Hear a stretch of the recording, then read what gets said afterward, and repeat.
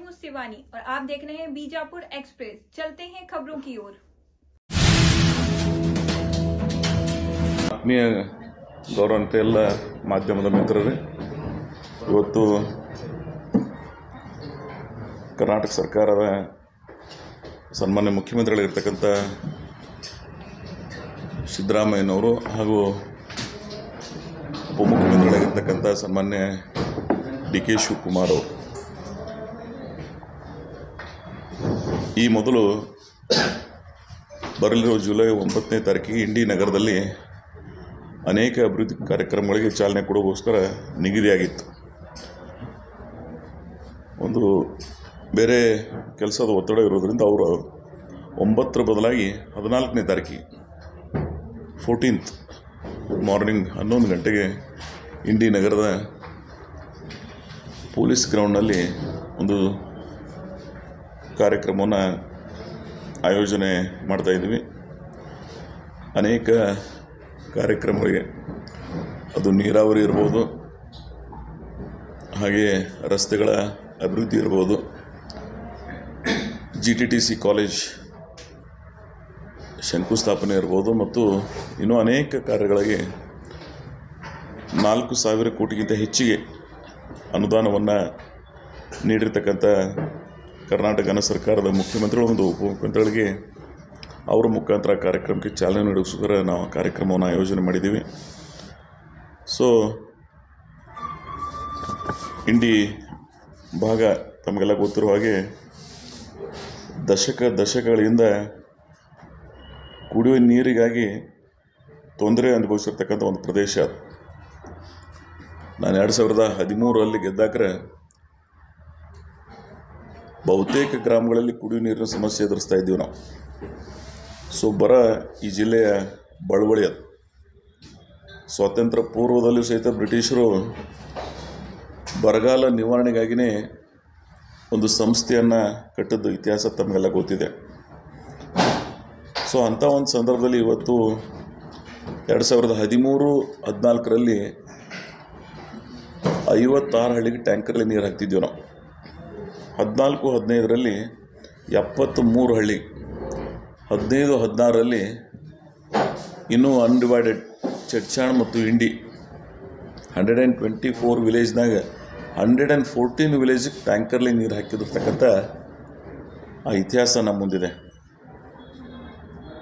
ಆ ಒಂದು ಟಾಸ್ಕನ್ನು ತಗೊಂಡು ಪ್ರತಿ ವಾರ ಟಾಸ್ಕ್ ಫೋರ್ಸ್ ಸಭೆ ಮಾಡಿ ಜನರಿಗೆ ನೀರನ್ನು ಕೊಡ್ತಕ್ಕಂಥ ಪ್ರಯತ್ನ ನಾವು ಮಾಡಿದ್ದೀವಿ. ಕೊನೆಗೆ ಈಗೆಲ್ಲ ಕುಡಿಯುವ ನೀರಿನ ಅನೇಕ ಯೋಜನೆಗಳ ಮುಖಾಂತರ ಬಹುತೇಕ ಯಾವ ಗ್ರಾಮದಲ್ಲಿ ಕುಡಿಯುವ ನೀರಿನ ಸಮಸ್ಯೆ ಇಲ್ಲ ಇವತ್ತು. ಆದರೆ ಇಂಥ ಒಂದು ಪ್ರದೇಶಕ್ಕೆ ನೀರಾವರಿಯೂ ಸಹಿತ ಕುಡಲಿಕ್ಕೆ ನೀರಿಲಾರ್ದಕ್ಕಂಥ ಪ್ರದೇಶದೊಳಗೆ ನೀರಾವರಿ ಅವಶ್ಯಕತೆ ನಮಗಿತ್ತು. ನಾವು ಆ ಪ್ರದೇಶವನ್ನು 2001ರಲ್ಲಿ ಇಂಡಿ ಬ್ರ್ಯಾಂಚ್ ಕೆನಾಲ್ ಮುಖಾಂತರ ಆಗಿದೆ. ILC ನಾನು ಬಂದ ನಂತರ ಅದು ಏನು 97ರವರೆಗೆ ಇತ್ತು, ಅದನ್ನು 203ರವರೆಗೆ ಒಯ್ದೆವು ನಾವು. So 106 kilometre. ಆ ನಂತರ ಇವತ್ತೇನು ಶ್ರೀ ರೇವಣಸಿದ್ದೇಶ್ವರ ಯಾತ್ನೀರಾವರಿ ಯೋಜನೆ 2018 ಮತ್ತು 19ರಲ್ಲಿ ಏನು ಸಮ್ಮಿಶ್ರ ಸರ್ಕಾರ ಇತ್ತು, ಆ ಸಂದರ್ಭದಾಗ ಸನ್ಮಾನ್ಯ ಈಗಿನ ಉಪಮುಖ್ಯಮಂತ್ರಿಗಳು ಆಗಿನ ನೀರಾವರಿ ಸಚಿವರು ಇದ್ದಂಥ ಸಂದರ್ಭದಲ್ಲಿ ಆ 18-19 ಬಜೆಟ್ನೊಳಗೆ ಶ್ರೀ ರೇವಣಸಿದ್ದೇಶ್ವರ ಯಾತ್ನೀರಾವರಿ ಯೋಜನೆಯ ಪರಿಕಲ್ಪನೆಯನ್ನು ಹುಟ್ಟುಹಾಕಿ ಅದಕ್ಕೆ ಬಜೆಟ್ನಲ್ಲಿ ಕನಿಷ್ಠ 500 ಕೋಟಿ ರೂಪಾಯಿಯನ್ನು ಇಟ್ಟುಕೊಂಡು ಅವತ್ತು ಅದನ್ನು ಪ್ರಾರಂಭಗೊಳಿಸಿದೆವು ನಾವು. ಹಾಗೆ ನಿರಂತರವಾಗಿ ಎಲ್ಲರ ಸಹಾಯ ಸಹಕಾರದಿಂದ, ಆ ನಂತರದ ಸರ್ಕಾರಗಳ ಸಹಕಾರದಿಂದ ಆ ಯೋಜನೆ ಇವತ್ತು ಪ್ರಾರಂಭಗೊಂಡಿದೆ. ಇವತ್ತು ನಮ್ಮ ಸರ್ಕಾರ ಬಂದ ನಂತರ ರೇವಣಸಿದ್ದೇಶ್ವರ ಯಾತ್ನೀರಾವರಿ ಯೋಜನೆ ಹಂತ ಮಾಡಿದ್ದೀವಿ ನಾವು. 1, 2, 3.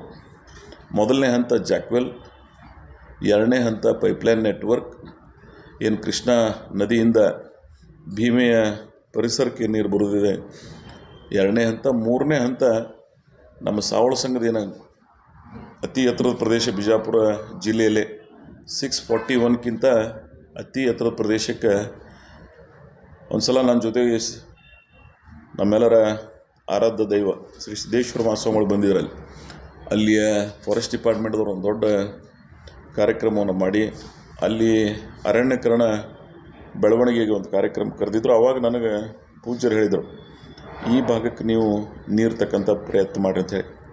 ಆದ್ರೆ ಸುದೈವಶಾತ್ ಅವ್ರು ಎಲ್ಲಿ ಪಾದ ಸ್ಪರ್ಶ ಆಗಿತ್ತು ಅಲ್ಲಿ ನಾವು ನೀರು ತಂದು ಅದನ್ನು ಬಿಡ್ತಾಯಿದ್ದೀವಿ. ನಾವು ಅಲ್ಲಿ ಮುಖಾಂತರ ನೆಟ್ವರ್ಕ್ ಮುಖಾಂತರ ಇಂಡಿ ಮತ್ತು ಚಡ್ಚಾಣ ಭಾಗಕ್ಕೆ 28,000 ಹೆಕ್ಟರ್ ಪ್ರದೇಶಕ್ಕೆ ಇವತ್ತು ನೀರಾವರಿ ಆಗ್ತಾಯಿದೆ. 21,000 ಹೆಕ್ಟರ್ ಇಂಡಿ ವಿಧಾನಸಭಾ ಕ್ಷೇತ್ರದ ಹಳ್ಳಿಗಳಿಗೆ, ಆ ಭಾಗದ ರೈತರಿಗೆ, 7,000 ಹೆಕ್ಟರ್ ಚಡ್ಚಾಣ ಭಾಗದ ಹಳ್ಳಿಗಳಿಗೆ ಅದ್ರ ಉಪಯೋಗ ಆಗ್ತಾಯಿದೆ. ಸೊ ಭವಿಷ್ಯದೊಳಗೆ 70,000 ಎಕರೆಗಿಂತ ಹೆಚ್ಚಿಗೆ ಆ ಪ್ರದೇಶದೊಳಗೆ ನೀರಾವರಿ ಆಯಿತು ಅಂದರೆ ಇಂಡಿ ಬ್ರ್ಯಾಂಚ್ ಕೆನಾಲ್, ಇಂಡಿ ಲಿಫ್ಟ್ ಕೆನಾಲ್, ರೇವಣಸಿದ್ದೇಶ್ವರ ಯಾತ್ ನೀರಾವರಿ ಯೋಜನೆ ಮತ್ತು ಇನ್ನೊಂದು ಈಗ ತಾನೇ ಫ್ರೆಶ್ ಆಗಿ ಒಂದು ಅನುಮೋದನೆಗೊಂಡು ಟೆಂಡರ್ ಕರಿತಾ ಇದ್ದೀವಿ. Tidagundi extension tail of 56 to 66 534 ಕೋಟಿ. ಸೊ ಇಂಡಿ ವಿಧಾನಸಭಾ ಕ್ಷೇತ್ರದ ಎಲ್ಲ ಯೋಜನೆಗಳನ್ನು ಕಾರ್ಯಗತಗೊಂಡು ಅಂದರೆ 180% ಆ ಭಾಗ ಇವತ್ತು ನೀರಾವರಿ ಆಗ್ತದೆ. ನಮ್ಮ ಅನೇಕ ಪೂರ್ವಜರ ಆ ಕಾಲದಲ್ಲಿ ಕಂಡಿರ್ತಕ್ಕಂಥ ಕನಸು ಇವತ್ತು ನನಸಾಗ್ತಾ ಇದೆ.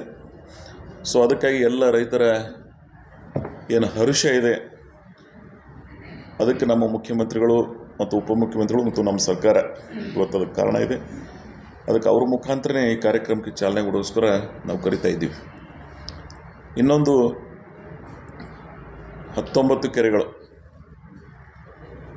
232 ಕೋಟಿ ರೂಪಾಯಿದ ಯೋಜನೆ ಅದು. ಈ 19 ಕೆರೆಗಳಿಗೆ ಟ್ರಯಲ್ ಬೇಸ್ ಆಗಿ ನಾವು ಫೆಬ್ರವರಿ 4ನೇ ತಾರೀಕಿನ ದಿವಸ ಎಲ್ಲ ಕೆರೆಗಳಿಗೆ ನೀರು ಬಿಡ್ತಕ್ಕಂಥ ಪ್ರಯತ್ನ ಮಾಡಿದೆವು ನಾವು. ಇವತ್ತು ಅದಕ್ಕೆ ಲೋಕಾರ್ಪಣೆಗೊಳಿಸ್ಕೋಸ್ಕರ ನಾವು ಕರಿತಾ ಇದ್ದೀವಿ. ನೀವು ಆ 19 ಕೆರೆಗಳ ಪ್ರದೇಶದ ಜನರ ಅವರ ಮನದಾಳದ ಮಾತುಗಳನ್ನು ನಾವೆಲ್ಲ ಕೇಳಿದೀವಿ. ಅಂದರೆ ನಾವೆಲ್ಲ ಅನೇಕ ಯೋಜನೆಗಳನ್ನ ಮಾಡಿರ್ಬೋದು, ಅದನ್ನು ನೀರು ಕೊಟ್ಟು ನೀರು ಕೊಟ್ಟಾಕ್ರ ಆ ರೈತರಲ್ಲಿ ಇರ್ತಕ್ಕಂಥ ಅವರ ಆ ಸಂತೋಷ, ಆ ಸಂಭ್ರಮಕ್ಕೆ ಮಿತಿ ಇರೋದಿಲ್ಲ. ಬೇರೆ ಯೋಜನೆಗಳು ಮನುಷ್ಯನಿಗೆ ಕೆಲವು ರೀತಿಯಲ್ಲಿ ಸಹಾಯ ಆಗ್ಬೋದು, ಅದರ ನೇರವಾಗಿ ರೈತರಿಗೆ ಅವರ ಬದುಕಿಗೆ ಏನಾದರೂ ಆಧಾರ ಆಗ್ತಿತ್ತಂದ್ರೆ ಅದು ನೀರಾವರಿ ಯೋಜನೆಗಳು. ಸೊ ನನಗೆ ಯಾವ ಪ್ರದೇಶ ಬರದಿಂದ ತತ್ತರಿಸಿದ್ದೀವಿ, ಯಾವ ಪ್ರದೇಶದೊಳಗೆ ಕುಡಿಯುವ ನೀರಿಗಾಗಿ ತೊಂದರೆಯನ್ನು ಅನುಭವಿಸಿದ್ವಿ, ಆ ಪ್ರದೇಶಕ್ಕೆ ಇವತ್ತು ನೀರು ಬರ್ತಾಯಿದೆ. ನಾನು ಕರ್ನಾಟಕ ಸರ್ಕಾರಕ್ಕೆ ಆ ಪ್ರದೇಶದ ಜನರ ಪರವಾಗಿ ಎಷ್ಟು ಕೃತಜ್ಞತೆ ಸಲ್ಲಿಸಿದ್ರೂ ಕಡಿಮೆನೇ ಅದು. ಅಂಥ ಒಂದು ಮಹತ್ ಉಪಕಾರ ಅವ್ರು ಮಾಡ್ತಾಯಿದ್ದಾರೆ. ಸೊ ಮುಂದಿನ ದಿನಮಾನದೊಳಗೆ ಇವು ಕಾರ್ಯಗತಗೊಂಡು ಅಂದರೆ ನಮ್ಮ ಪ್ರದೇಶದ ಜನರ ಬದುಕು ಬದಲಾವಣೆ ಆಗಲಿಕ್ಕೆ ಸಾಧ್ಯ ಆಗ್ತದೆ. ಸೊ ಕಾರ್ಯಕ್ರಮಗಳನ್ನು ಇಟ್ಕೊಂಡು ಸಾಮಾನ್ಯ ಮುಖ್ಯಮಂತ್ರಿಗಳನ್ನು, ಉಪಮುಖ್ಯಮಂತ್ರಿಗಳನ್ನು ಕರೆಸಿ ಅವ್ರ ಮುಖಾಂತರ ಕೆಲವು ಕಾರ್ಯಗಳಿಗೆ ಈ ಕೆರೆ ತುಂಬು ಯೋಜನೆ ಲೋಕಾರ್ಪಣೆಗೊಳಿಸ್ತಾ ಇದ್ದೀವಿ. ರೇವಣಸಿದ್ದೇಶ್ವರ ಯಾತ್ ನೀರಾವರಿ ಯೋಜನೆಗೆ ಶಂಕುಸ್ಥಾಪನೆ ಮಾಡ್ತಾ ಇದ್ದೀವಿ. ತಿಡಗುಂದಿ ಎಕ್ಸ್ಟೆನ್ಷನ್ಗೂ ಶಂಕುಸ್ಥಾಪನೆ ಮಾಡ್ತಾ ಇದ್ದೀವಿ. ಅದರ ಜೊತೆಗೆ GTTC ಕಾಲೇಜ್ ಬಿಜಾಪುರ ಜಿಲ್ಲೆಯ ಎಂದೋ ಯಾವುದೋ ಕಾಲ ಆಗಿ ಹೋಗಬೇಕಾಗಿತ್ತು, ಅದು ಕಾರಣಾಂತರಗಳಿಂದ ಆಗಿರಲಿಲ್ಲ. ನಾನು ಈ ಮುಖ್ಯಮಂತ್ರಿಗಳನ್ನು ಅಭಿನಂದಿಸ್ತೀನಿ. ಕೌಶಲ್ಯ ಅಭಿವೃದ್ಧಿ ಇಲಾಖೆ ಮುಖಾಂತರ GTTC ಕಾಲೇಜ್ ಇವತ್ತು ಇಂಡಿ ನಗರದಲ್ಲಿ ಪ್ರಾರಂಭಗೊಳ್ತಾ ಇದೆ.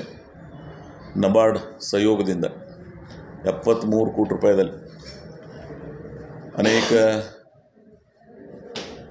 ಯುವಕರಿಗೆ ನೇರವಾಗಿ ಉದ್ಯೋಗ ಅವಕಾಶ ಒದಗಿಸ್ತಕ್ಕಂಥ ಒಂದು ಅವಕಾಶ GTTC ಮುಖಾಂತರ ಸಿಗ್ತದೆ. Government tool collect. So NTTF ನೀವು ನೋಡಿರ್ಬೋದು, ಹುಬ್ಬಳ್ಳಿ ಒಳಗೆ ಒಂದು NTTF, ಧಾರವಾಡದೊಳಗೆ NTTF ಇತ್ತು.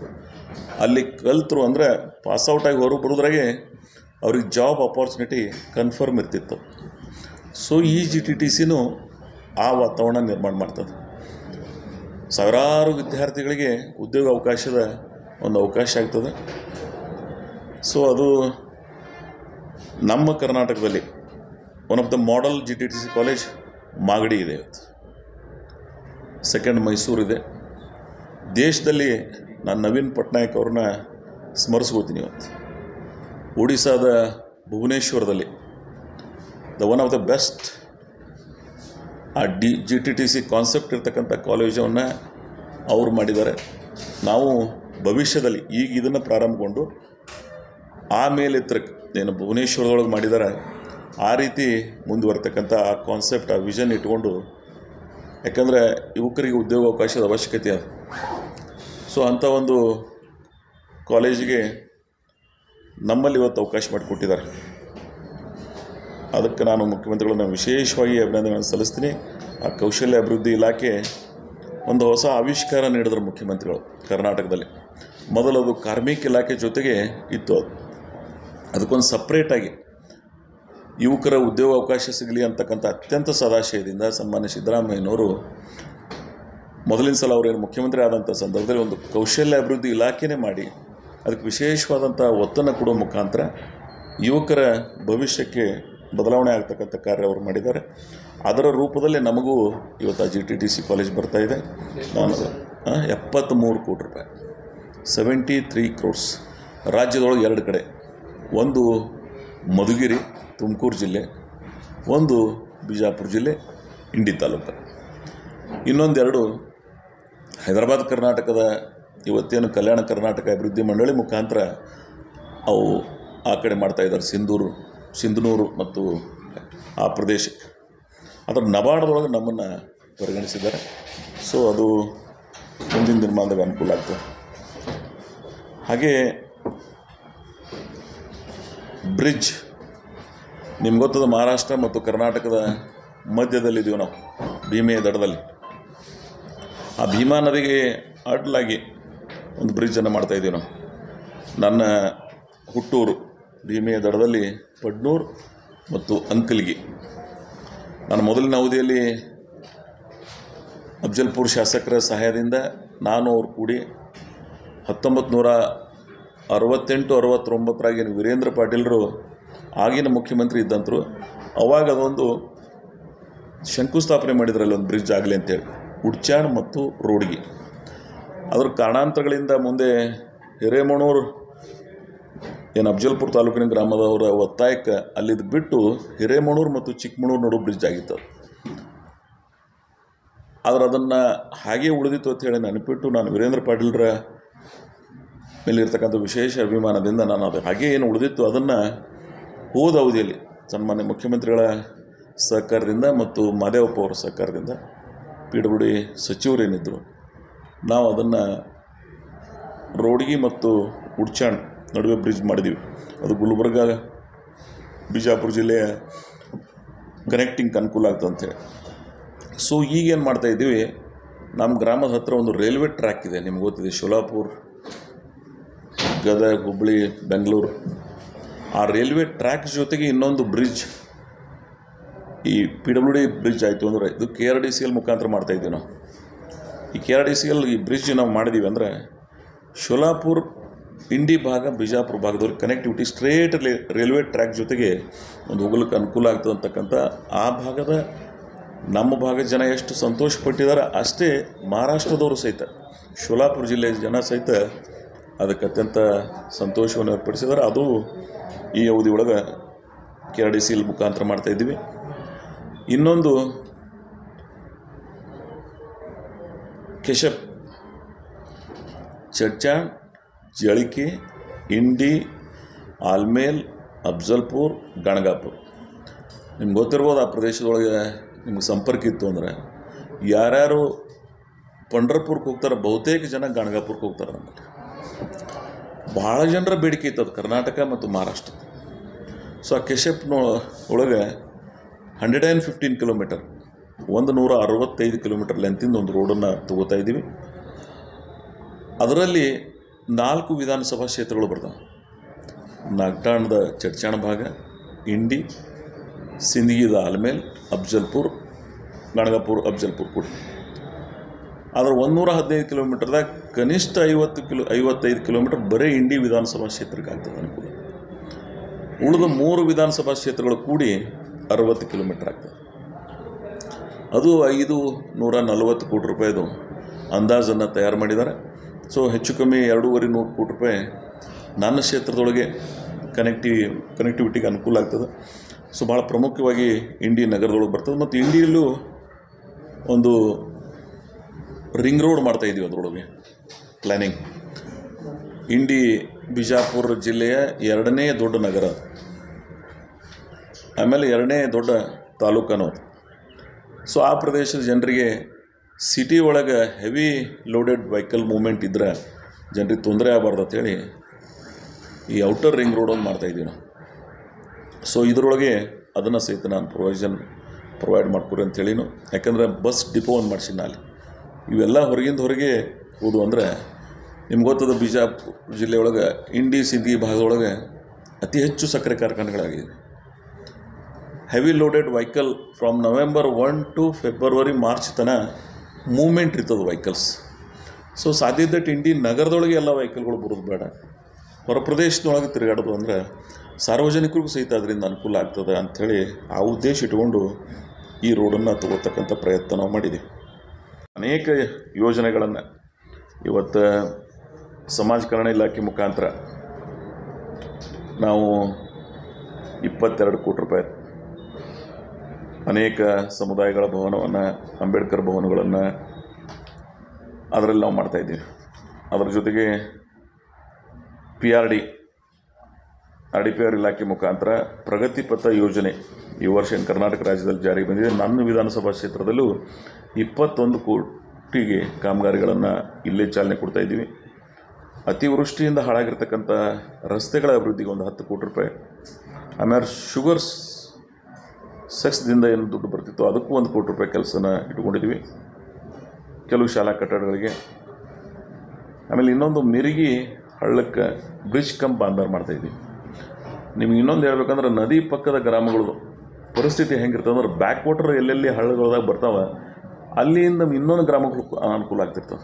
ಸೊ ಅಲ್ಲಿ ಆ ಬ್ರಿಡ್ಜ್ಗಳನ್ನು ಈಗ 8 ಮಾಡಿ ನಾನಲ್ಲಿ ಗೋಳಸಾರ್ ಶಿವಪುರದ ನಡುವೆ, ಮಿರಿಗಿ ರೋಡಿಗೆ ನಡುವೆ ಅಂಥದ್ದೇ ಇನ್ನೂ ಕೆಲವು ಬ್ರಿಡ್ಜ್ಗಳನ್ನು ಮಾಡ್ತಾಯಿದ್ದೀವಿ, ಬಾಂದಾರ್ಗಳನ್ನು ಮಾಡ್ತಾಯಿದ್ದೀವಿ. ಹಾಗೆ PT ಟ್ಯಾಂಕ್ಸ್ಗಳನ್ನು ಮಾಡ್ತಾಯಿದ್ದೀವಿ. ಆಮೇಲೆ ಇಂಡಿ ತಾಲೂಕು ಕ್ರೀಡಾಂಗಣ ಏನು ನಾವು ಮಾಡಿದ್ದೀವಿ ಗೊತ್ತಿಗೆ ಜಿಲ್ಲೆ ನಂತರ ಯಾವ ತಾಲೂಕಾಗ ಇನ್ನೂ ಕ್ರೀಡಾಂಗಣಗಳಿಲ್ಲ. ಇಂಡಿ ಒಳಗೆ ಒಂದು ಕ್ರೀಡಾಂಗಣ ಮಾಡಿದ್ದೀವಿ ನಾವು, ಅದಕ್ಕೆ ಇನ್ನೊಂದು 1 ಕೋಟಿ ರೂಪಾಯಿ ಅನುದಾನವನ್ನು ಇಟ್ಟಿದ್ದೀವಿ. ಆಮೇಲೆ ಅಲ್ಪಸಂಖ್ಯಾತರ ಕಲ್ಯಾಣ ಇಲಾಖೆಗೆ ಅದು ಮೊರಾರ್ಜಿ ದೇಸಾಯಿ ವಸತಿ ಶಾಲೆದು ಒಂದು ಪ್ರಾರಂಭ ಮಾಡ್ತಾಯಿದ್ದೀವಿ, 10 ಕೋಟಿ ರೂಪಾಯಿದು. ಆಮೇಲೆ ಅಲ್ಪಸಂಖ್ಯಾತರ ಕಲ್ಯಾಣ ಇಲಾಖೆ ಮೊರಾರ್ಜಿ ದೇಸಾಯಿ ವಸತಿ ಶಾಲೆ ಏನು ಮಾಡ್ತಾಯಿದ್ದೀವಿ 8,66,00,000ದ್ದು. ಆಮೇಲೆ ಇಂಡಿ ಶಾಂತೇಶ್ವರ ಹುಸೇನ್ ಭಾಷೆ ಏನು ದೇವಸ್ಥಾನಗಳದಾವ, ಸಿದ್ಲಿಂಗ ಮಹಾರಾಜರು, ಶಾಲುಡ್ಗಿ, ಶಿವಗೇಶ್ವರರು, ಇಂಥವೆಲ್ಲ ಪ್ರಮುಖ ದೇವಸ್ಥಾನಗಳಿಗೆ 1 ಕೋಟಿ ರೂಪಾಯಿ ಕೊಡ್ತಕ್ಕಂಥ ಪ್ರಯತ್ನ ಮಾಡಿದ್ದೀವಿ. ಆದಿನಾಥ್ ದಿಗಂಬರ್ ಅವರ ಅಂಜುಮನ್ ಇಸ್ಲಾಂ ಕಮಿಟಿ ಎಲ್ಲರಿಗೂ 1 ಕೋಟಿ ರೂಪಾಯಿ ಕೊಡ್ತಾಯಿದ್ದೀವಿ. ಕರ್ನಾಟಕ ತಾಂತ್ರಿಕ ಶಿಕ್ಷಣ ಇಲಾಖೆ ಒಂದು ಡಿಪ್ಲೊಮಾ ಕಾಲೇಜ್ ಮಾಡಿಸಿನ, ಅಲ್ಲಿ ಹೆಚ್ಚುವರಿ ಕೊಟ್ಟವರಿಗೆ 1 ಕೋಟಿ ರೂಪಾಯಿ. ಆಮೇಲೆ ಜಳಕಿ ಹಬ್ ಮಾಡಿದ್ದೀವಿ ನಾವು.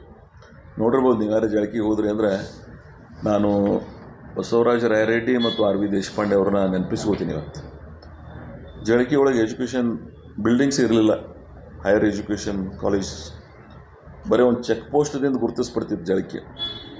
ಗೊತ್ತದ ನಿಮಗೆಲ್ಲ ಅದರ ಇತಿಹಾಸ. ಇವತ್ತಲ್ಲಿ ಬದಲಾವಣೆ ಆಗಿದೆ. ಡಿಪ್ಲೊಮಾ ಕಾಲೇಜ್ ಮಕ್ಕಳು UKP ಸೆಡ್ನೊಳಗೆ ನೆಲದ ಮೇಲೆ ಕೂತು ತಮ್ಮ ಡ್ರಾಯಿಂಗ್ಸ್ ಮಾಡ್ತಿದ್ರು. ಇವತ್ತು ಅವ್ರಿಗೆ ಇನ್ಫ್ರಾಸ್ಟ್ರಕ್ಚರ್ ಕ್ರಿಯೇಟ್ ಮಾಡಿಕೊಟ್ಟು ಮತ್ತು ಅದಕ್ಕೆ ಅಡಿಷ್ನಲ್ಲಾಗಿ ಬಿಲ್ಡಿಂಗ್ ಕೊಡ್ತಾಯಿದ್ದೀವಿ ನಾವು. ಸೊ ನಾನು ಚುನಾವಣೆ ಪೂರ್ವದಲ್ಲಿ 4 ಮಾತುಗಳನ್ನು ಕೊಟ್ಟಿದ್ದೆ: ನೀರಾವರಿ, ಕುಡಿಯುವ ನೀರಿನ ಸಮಸ್ಯೆ ಪರಿಹಾರ, ಆಮೇಲೆ ಸಣ್ಣ ಕೈಗಾರಿಕೆ ಒಂದು ಮಾಡೋಣ ಅಂತೇಳಿ. ಈಗ ಹೆಂಗೆ GTTC ಕಾಲೇಜ್ ಮಾಡಿ ವಿದ್ಯಾರ್ಥಿಗಳಿಗೆ ಅನುಕೂಲ ಮಾಡ್ತಾಯಿದ್ದೀವಿ, ಹಾಗೆ ಸಣ್ಣ ಕೈಗಾರಿಕೆಗಳು ಅವ್ರಿಗೆ ಉತ್ತೇಜನ ನೀಡಬೇಕಂತೇಳಿ ಇಂಡಿ ನಗರದ ರೈಲ್ವೆ ಸ್ಟೇಷನ್ ಹತ್ತಿರ ಒಂದು 24 ಎಕರೆ ಒಳಗೆ ಡೆವಲಪ್ ಮಾಡ್ತಾಯಿದ್ದೀವಿ ನಾವು. ಸೊ ಅದು 16,25,00,000 ರೂಪಾಯಿ ಸ್ಮಾಲ್ ಸ್ಕೇಲ್ ಇಂಡಸ್ಟ್ರೀಸ್ ಆ ಏರಿಯಾವನ್ನು ಡೆವಲಪ್ ಮಾಡ್ತಾಯಿದ್ದೀವಿ ನಾವು.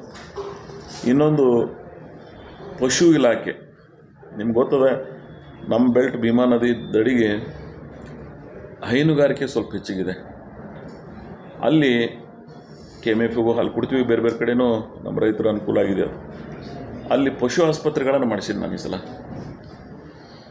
ಮಿರಿಗಿ, ಲಚ್ಚಾನ್, ಪಡ್ನೂರ್, ಬಸ್ನಾಳ್, ಬತುಮ್ಕಿ ಹೀಗೆಲ್ಲ ಕಡೆ. ಸೊ ಅದರಲ್ಲಿ ಈಗ ಮತ್ತೆ ಹೊಸದಾಗಿ ಒಂದೆರಡು ಪಡ್ನೂರು ಮತ್ತು ಮಿರಿಗಿ ಕೊಡ್ತಾಯಿದ್ದೀವಿ, 1 ಕೋಟಿ ರೂಪಾಯಿ. ನಾನು ನಿಮ್ಗೆ ಹೇಳಿದಲ್ಲ, ಕುಡಿಯುವ ನೀರಿನ ಯೋಜನೆ. ನಾನು Karnataka urban water board chairman ಇದ್ದೆ 2018-19. ಕುಡಿಯುವ ನೀರಿನ ಬಗ್ಗೆ ಅತಿ ಹೆಚ್ಚು ಮಾಹಿತಿಗಳನ್ನು ಇಟ್ಕೊಂಡವ್ರು ಯಾರಂದ್ರೆ ಸಮಸ್ಯೆ ಯಾರು ಅನುಭವಿಸಿರ್ತೀವಿ ಅವ್ರಿಗೆ ಅದರ ಸೂಕ್ಷ್ಮತೆಯ ಅರಿವಿರ್ತದೆ. ನಾನು ಆ ಕಾಲದಾಗ ಈಗಿನ ರೆವಿನ್ಯೂ ಮಿನಿಸ್ಟ್ರು, ಆಗಿನ RDPR ಮಿನಿಸ್ಟ್ರಿಗೆ ಅಭಿನಂದಿಸ್ತೀನಿ. ನಾನು ಕೃಷ್ಣ ಬೈರೇಗೌಡರು ನಾವು ಕೂಡಿ ಬಿಜಾಪುರ ಜಿಲ್ಲೆ ಜಲಧಾರ ಯೋಜನೆ ತಗೊಳ್ಳೋಣಂತ ಮಾಡಿದ್ದೀವಿ. ಮಂಡ್ಯ ಕೂಡಿಸಿದ್ರು ಅವರು. ಹಾಗೆ ಕೃಷ್ಣ ಅವ್ರ ಸ್ವಂತ ಜಿಲ್ಲೆ ಕೋಲಾರ ತಗೊಂಡ್ರು. ಆದರೆ ಕೋಲಾರಕ್ಕೆ ದುರ್ದೈವಶಾತ್ ನೀರಿನ ಮೂಲ ಸಿಗಲಿಲ್ಲ ಅವ್ರಿಗೆ. ನಮ್ಮ ಕೃಷ್ಣೆ ನೀರಿನ ಅವಕಾಶ ಇತ್ತು. ಕೊನೆಗೆ ಕೋಲಾರ ತೆಗೆದು ರಾಯಚೂರು ಇವತ್ತು ಜಲಧಾರೆ ಒಳಗೆ ನಾವು ಫಿಟ್ ಮಾಡಿದೆವು. ಸೊ ಆ ಕೆಲಸ ಇವತ್ತು ನಮ್ಮ ಜಿಲ್ಲೆಯಲ್ಲಿ ನಡೀತಾ ಇದೆ. ಬಹುತೇಕ 2025, 26, 27ರೊಟ್ಟಿಗೆ ಬಿಜಾಪುರ ಜಿಲ್ಲೆಯ ಯಾವುದೇ ಗ್ರಾಮಕ್ಕೂ ಸಹಿತ ಸಮಸ್ಯೆ ಆಗಲಾರ್ದಂಗೆ ಆ ಜಲಧಾರೆ ಯೋಜನೆ ಬತ್ತು ಅಂದರೆ, ನಾನು ಯಾಕಂದರೆ 2003ರಲ್ಲಿ ಜಿಲ್ಲಾ ಪರಿಷತ್ ಅಧ್ಯಕ್ಷ ಇದ್ದಾಗ, ಯಾಕಂದರೆ ಜಿಲ್ಲಾ ಪರಿಷತ್ ಏನು 2 ಟೈರ್ ಸಿಸ್ಟಮ್ ಹಿಡಿದು 3 ಟೈರ್ ಸಿಸ್ಟಮ್ ಅದ, ಅಲ್ಲಿ ತನಕ ನಾವು ಇದ್ದಾವಿದ್ದೇನೆ. ಈ ಕುಡಿಯುವ ನೀರಿನ ಸಮಸ್ಯೆ ಎದುರಿಸ್ತಕ್ಕಂಥ ಅದರ ನೋವುಗಳನ್ನು ತಿಳ್ಕೊಂಡೋಗಿದ್ದೇನೆ. ಅದಕ್ಕೆ ಈ ಯೋಜನೆ ಬತ್ತು ಅಂದರೆ ಶಾಶ್ವತವಾಗಿ ಕುಡಿಯುವ ನೀರಿನ ಸಮಸ್ಯೆ ಪರಿಹಾರ ಆಗ್ತದೆ. ಮತ್ತು ಜಲಜೀವನ್ ಮಿಷನ್ ಏನು ಕೇಂದ್ರ ಸರ್ಕಾರದ, ರಾಜ್ಯ ಸರ್ಕಾರದ ಸಹಯೋಗದಲ್ಲಿ ಅದ, ಆ ಯೋಜನೆ ಇವತ್ತು ಕಾರ್ಯಗತಗೊಳ್ತಾ ಇದೆ. ಅಂಥವು ಸಹಿತ 110 ಕೋಟಿ ರೂಪಾಯಿದು ಲೋಕಾರ್ಪಣೆ ಮಾಡ್ತಾಯಿದ್ದೀವಿ ನಾವು. ಇಂಡಿ ತಾಲೂಕಿನ ಅಗರ್ಖೇಡ ಪ್ರಾಥಮಿಕ ಆರೋಗ್ಯ ಕೇಂದ್ರ, ಅಗರ್ಖೇಡದೊಳಗೆ ಒಂದು ವೈದ್ಯಾಧಿಕಾರಿಗಳ ಸಿಬ್ಬಂದಿ ಅಲ್ಲೊಂದು ಆ ಬಿಲ್ಡಿಂಗ್ ಮಾಡ್ತಾಯಿದ್ದೀವಿ 1,20,00,000ದಲ್ಲಿ. ಆಮೇಲೆ ನಾನು ಶಾಸಕರ ಪ್ರದೇಶಾಭಿವೃದ್ಧಿ ಅನುದಾನ ಮುಖ್ಯಮಂತ್ರಿಗಳು ನಮಗೊಂದು 25 ಕೋಟಿ ರೂಪಾಯಿ ಕೊಟ್ಟಿದ್ದರು ವರ್ಷ. ನಾನು ಒಬ್ಬರಿಗೆಲ್ಲ, ಕರ್ನಾಟಕದ ಬಹುತೇಕ ಎಲ್ಲ ಶಾಸಕರಿಗೆ ಆ ಅನುದಾನಗಳನ್ನು ಇದರಲ್ಲಿ ಈ ಕಾರ್ಯಕ್ರಮದಲ್ಲಿ ಅಳವಡಿಸ್ಕೊಳ್ತಾ ಇದ್ದೀವಿ. ಹಾಗೆ ಅಂಗನವಾಡಿ ಕಟ್ಟಡಗಳು, ಆಮೇಲೆ ಇನ್ನೊಂದು ಪವರ್ ಸ್ಟೇಷನ್ಸ್ ನೀರನ್ನು ಬರ್ತಾ ಇದೆ ನಮಗೆ. ಮುಖ್ಯವಾಗಿ ನಮಗೆ ಪವರ್ ಸಪ್ಲೈ ಸರಿಯಾಗಿರಬೇಕಾಗ್ತದೆ ಮತ್ತು ಕ್ವಾಲಿಟಿ ಸಪ್ಲೈ ಇರಬೇಕಾಗ್ತದೆ. ಆ ನೆಟ್ವರ್ಕನ್ನು ಕ್ರಿಯೇಟ್ ಮಾಡೋಕ್ಕೋಸ್ಕರ ನಾವೆಲ್ಲ ಪವರ್ ಸ್ಟೇಷನ್ಗಳನ್ನು ಮೊದಲೆಲ್ಲ 33 ಇದ್ದು, ಇತ್ತೀಚಿನ ಸರ್ಕಾರಗಳನ್ನು 110 kV ಮಾಡಿ ದೊಡ್ಡ ಪ್ರಮಾಣದ ನಡೆದು ಕರ್ನಾಟಕದ ಅತಿ ಹೆಚ್ಚು ಪವರ್ ಸ್ಟೇಷನ್ಗಳನ್ನು ಹೊಂದಿರತಕ್ಕಂಥ ಜಿಲ್ಲೆ ಬಿಜಾಪುರ ಆಗ್ತಾಯಿದೆ ಇವತ್ತು. ಒಂದು ಕಾಲದಾಗ ಹಾಸನ್ ಇತ್ತು ಪೊಲಿಟಿಕಲ್ ಇಚ್ಛಾಶಕ್ತಿಯಿಂದ, ಆದರೆ ಇವತ್ತು ಬಿಜಾಪುರ ಆಗ್ತಾಯಿದೆ, ಅವಿಭಾಜ್ಯ ಜಿಲ್ಲೆ. ಸೊ ಭವಿಷ್ಯದ ಇವೆಲ್ಲ ನೀರಾವರಿ ಯೋಜನೆಗಳು ಬಂದ ನಂತರ ಇದರ ಅವಶ್ಯಕತೆಯೂ ನಮಗಿರ್ತದೆ. ಅದನ್ನು ನಮ್ಮ ಭಾಗದಲ್ಲೂ ಸಹಿತ ಅತಿ ಹೆಚ್ಚು ಪವರ್ ಸ್ಟೇಷನ್ಗಳನ್ನು ಮಾಡಿದ್ದೀವಿ ನಾವು ಇದ್ದಾಗಲೂ ಒಂದು 3-4 ಇದ್ದು, ಈಗ 13-14ಕ್ಕೆ ತಂದು ನಿಲ್ಲಿಸ್ತಾ ಇದ್ದೀವಿ ನಾವು. ರೋಡ್ಗಿ, ನಾದ ಸಾತಲ್ಗಾಂವ್, ಮಿರಿಗಿ, ಬೈರುಣಿಗೆ ಮನೆ ಲೋಕಾರ್ಪಣೆ ಮಾಡಿದೆ, ಯಡಲ್ ಸಂಘ ಮಾಡ್ತಾಯಿದ್ದೀವಿ, ಅಗಸ್ತಾಳ ಮಾಡ್ತಾಯಿದ್ದೀವಿ, ನಿಂಬಾಳ ಆಲ್ಮೋಸ್ಟ್ ಅವ್ರ ವರ್ಕ್ ಕಂಪ್ಲೀಷನ್ ಆಗದ. ಸೊ ಇವೆಲ್ಲವನ್ನು ಮಾಡಿದ್ದೀವಿ ಅಂದರೆ ಭವಿಷ್ಯದೊಳಗೆ ನಮ್ಮ ಭಾಗದೊಳಗೆ ವಿದ್ಯುತ್ ಯಾವುದೇ ರೀತಿಯಿಂದ ಸಮಸ್ಯೆ ಆಗಲಿ ಇರ್ದಂಗೆ. ಮತ್ತು 7 hours ಏನು ನಾವು ಪವರ್ ಸಪ್ಲೈ ಮಾಡ್ತೀವಿ, ಅದು ಡೇ ಆ್ಯಂಡ್ ನೈಟ್ನಾಗ ಮಾಡ್ತೀವಿ. ಇವೆಲ್ಲ ಕಂಪ್ಲೀಟ್ ಆದವು ಅಂದರೆ ಡೇದೊಳಗೆ ನಾವು 7 ತಾಸು ಕೊಡ್ಲಿಕ್ಕೆ ಅನುಕೂಲ ಆಗ್ತದೆ ಅಂತಕ್ಕಂಥ ಚಿಂತನೆ ಇಟ್ಕೊಂಡು, ಒಂದು ವೇಳೆ ಸರ್ಕಾರ ನಿರ್ಣಯ ಮಾಡಿ ದಿನದ 12 ತಾಸು ಕೊಡೋನು ಅಂತ ನಿರ್ಣಯ ಮಾಡಿದ್ರು ಅದಕ್ಕೆ ಅನುಕೂಲ ಆಗ್ತಕ್ಕಂಥ ಯೋಜನೆಗಳು ಪೂರಕವಾಗಿ ಕೆಲಸಗಳನ್ನು ಆಗ್ತಾಯಿವೆ. ಸೊ ಇದಕ್ಕೂ ಹಡಲ್ ಸಂಘದೊಳಗೆ 110 kV ಸ್ಟೇಷನ್ ಅನ್ನೋದು ಇದರದ್ದು ಒಂದು ಕಾರ್ಯವನ್ನು ಶಂಕುಸ್ಥಾಪನೆಯನ್ನು ಮಾಡಿಸ್ತಾ ಇದ್ದೀವಿ.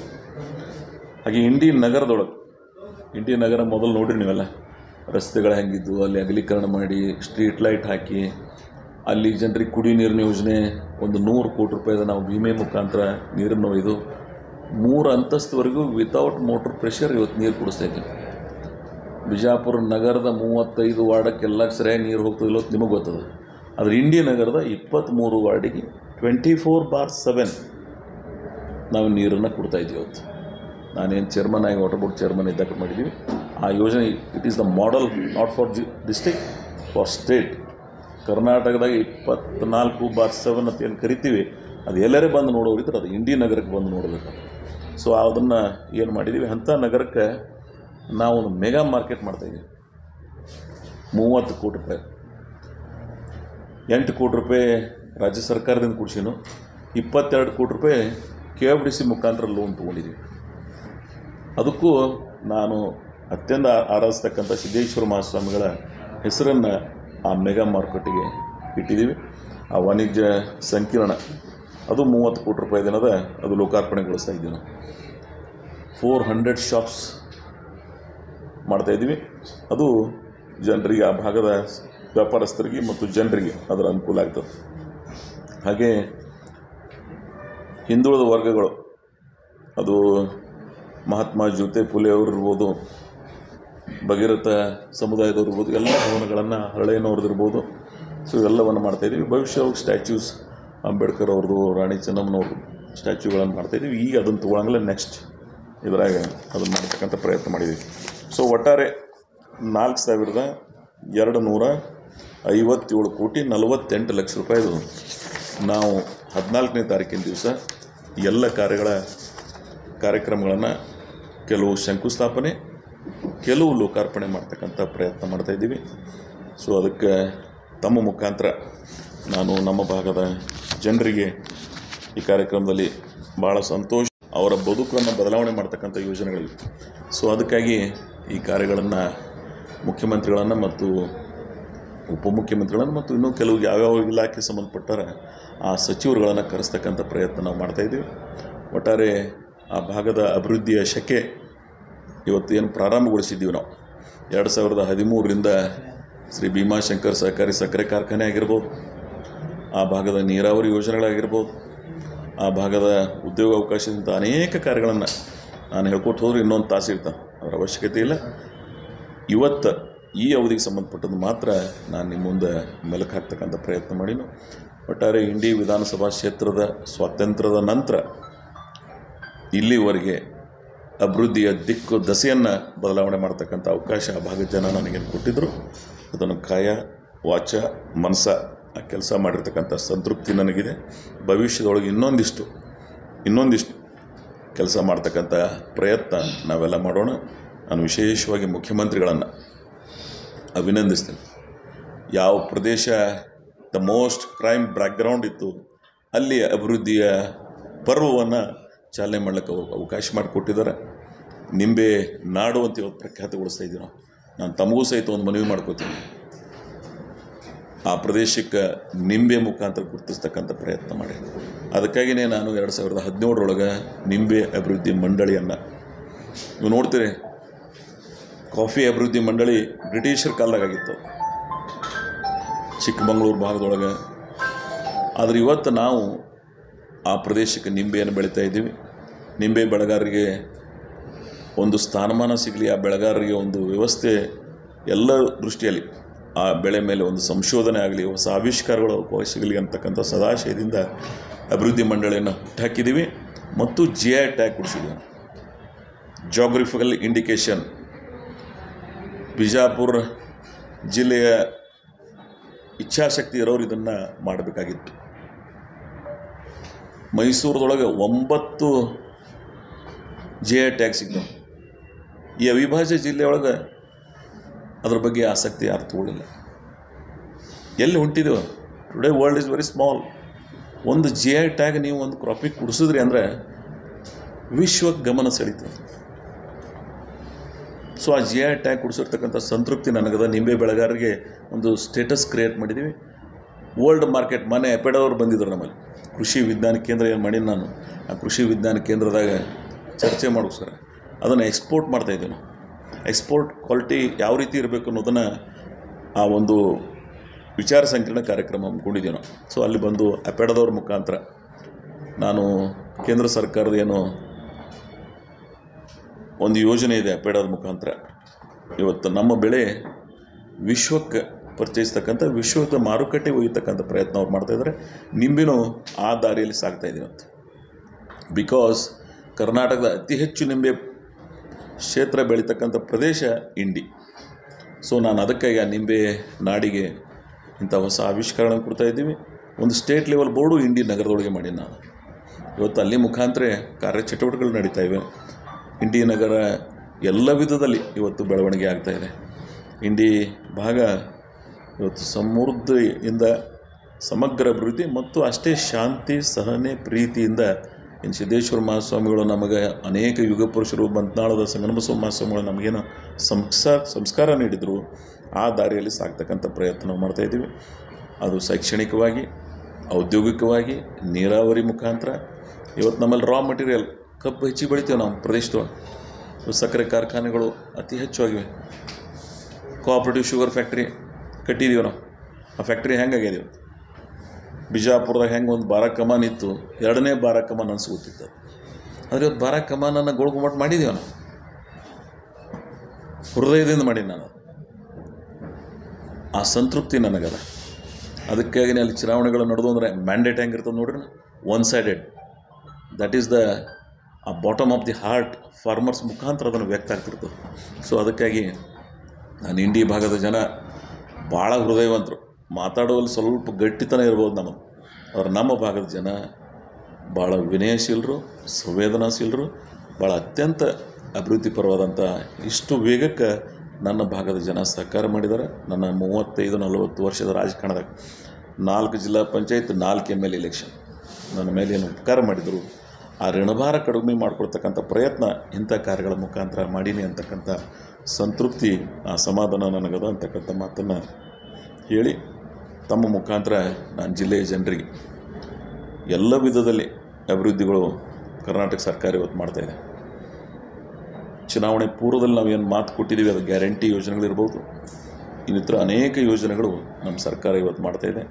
ಸನ್ಮಾನ್ಯ ಮುಖ್ಯಮಂತ್ರಿಗಳ ನೇತೃತ್ವದಲ್ಲಿ, ಉಪಮುಖ್ಯಮಂತ್ರಿಗಳ ಸಹಕಾರದಿಂದ ಮತ್ತು ಎಲ್ಲ ಸಚಿವರು, ಶಾಸಕರುಗಳ ಒಟ್ಟಾರೆ ಕರ್ನಾಟಕದ ಸಮಗ್ರ ಅಭಿವೃದ್ಧಿಯಲ್ಲಿ ಕರ್ನಾಟಕ ಸರ್ಕಾರ ಇವತ್ತು ಶ್ರಮಿಸ್ತಾ ಇದೆ.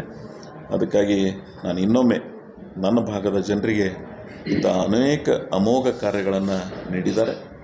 ಅವರ ಸಹಾಯ ಸಹಕಾರ ಹಾಗೆ ಆ ಪ್ರದೇಶದ ಮೇಲೆ ಮತ್ತು ಇನ್ನೂ ಅನೇಕ ಎಲ್ಲ ಪ್ರದೇಶಗಳ ಮೇಲೆ ಇರಲಿ ಅಂಥೇಳಿ ನಾನು ಪ್ರಾರ್ಥನೆ ಮಾಡ್ಕೋತೀನೋ. ಹಾಗೆ ತಮ್ಮೆಲ್ಲರ TMC ನೀರು ಇಂಡಿ ವಿಧಾನಸಭಾ ಕ್ಷೇತ್ರ ಕೊಡಿಸ್ಬೇಕಂತ ಇಂಡಿ ಭಾಗಕ್ಕೆ ನಂದೇನು ಕಮಿಟ್ಮೆಂಟ್ ಇತ್ತು. DN ದೇಸಾಯಿ ಅವರ ಅಧ್ಯಕ್ಷತೆಯೊಳಗೆ ಏನು ವಾಟರ್ ಮಾಸ್ಟರ್ ಪ್ಲ್ಯಾನ್ ಕಮಿಟಿ ಒಳಗೆ ನಿರ್ಣಯ ಮಾಡಿದ್ದೀವಿ. ಇಂಥ ಎಲ್ಲ ಯೋಜನೆಗಳ ಮುಖಾಂತರ 4 TMCಗಿಂತ ಹೆಚ್ಚಿಗೆ ನೀರು ನನ್ನ ಪ್ರದೇಶಕ್ಕೆ ನಾನು ಒಯ್ತಾ ಇದ್ದೀನಿ. ನನ್ನ ಜನರಿಗೆ, ನನ್ನ ಜನರ ಭೂಮಿಗೆ, ನಮ್ಮ ಭೂಮಿಗೆ ನಾವು ಏನು ನೀರು ಒಯ್ತಾ ಇದ್ದೀವಿ. ಅತ್ಯಂತ ಸಂತೃಪ್ತಿ ಮತ್ತು ಸಮಾಧಾನ.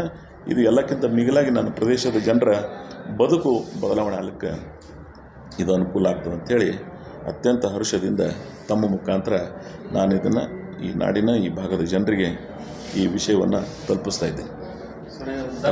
ಪ್ರಶ್ನೆಗಳ ಕೇಳೋದಿದ್ರೆ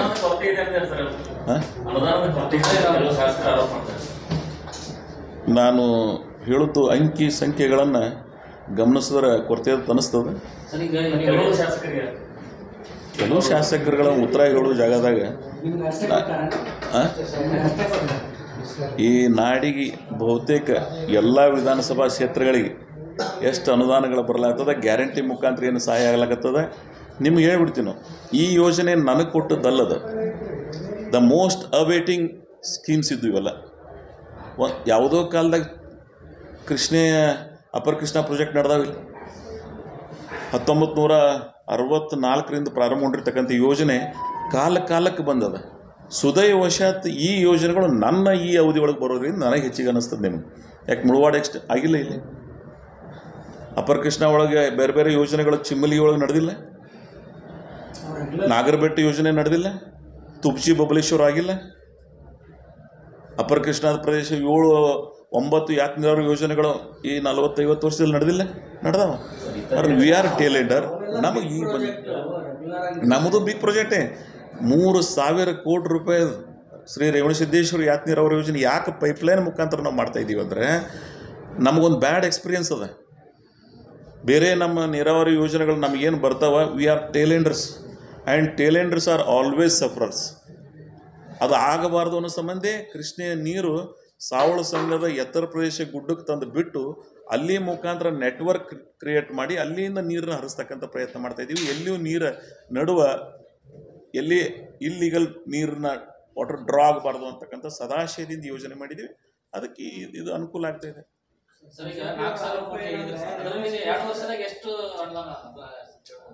4,000 ಕೋಟಿ ಟೋಟಲ್ ಇದೆ. ನಾಲ್ಕು 2 ವರ್ಷದಲ್ಲಿ ಎಷ್ಟು ಏನು ಇದ್ರೊಳಗೆ 232 ಕೋಟಿ 2023 ಮಾರ್ಚ್ನಾಗ ಅಪ್ರೂವಲ್ ಆಗಿತ್ತು. 19 ಕೆರೆಗಳ ಯೋಜನೆ, 16 ಕೆರೆಗಳು, ಆಮೇಲೆ ಅಡಿಷ್ನಲ್ ಆಗಿ 3 ಕೂಡಿಸಿ 19 ಕೆರೆಗಳು ನಾವು ಮಾಡಿದ್ದೀವಿ. ನಿಮ್ಗೆ ಗೊತ್ತದ ಮಾರ್ಚ್ 21ಕ್ಕೆ ನೀತಿ ಸಂಹಿತೆ ಜಾರಿಗೆ ಬಂತು. ಆ ಮಾರ್ಚ್ ಒಳಗೆ ಇವು ಅನುಮೋದನೆಗೊಂಡಿರ್ತಕ್ಕಂಥ ಕೆಲಸ. ನಮ್ಮ ಸರ್ಕಾರ ಬಂದ ಬಳಿಕ ಇವತ್ತು ಅನುದಾನ ಕೊಡ್ತಾ ಇದ್ದೀವಿ ನಾವು. 232 ಕೋಟಿ ರೂಪಾಯಿ ಕೆರೆ ತುಂಬು ಯೋಜನೆ, 132 ಕೋಟಿ ರೂಪಾಯಿ 134 ಕೋಟಿ ರೂಪಾಯಿ ಕೊಟ್ಟಿದ್ದೀವಿ. 98 ಕೋಟಿ ರೂಪಾಯಿ ಕೊಡ್ಬೇಕು ನಾವು.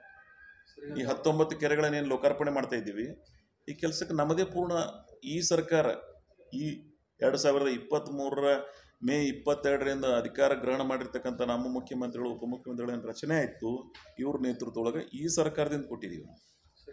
ಆಮೇಲೆ ಇನ್ನೊಂದು ನಿಮ್ಗೆ ಕ್ಲಾರಿಫೈ ಮಾಡಿಬಿಡ್ತೇನೆ. ರೇವಣ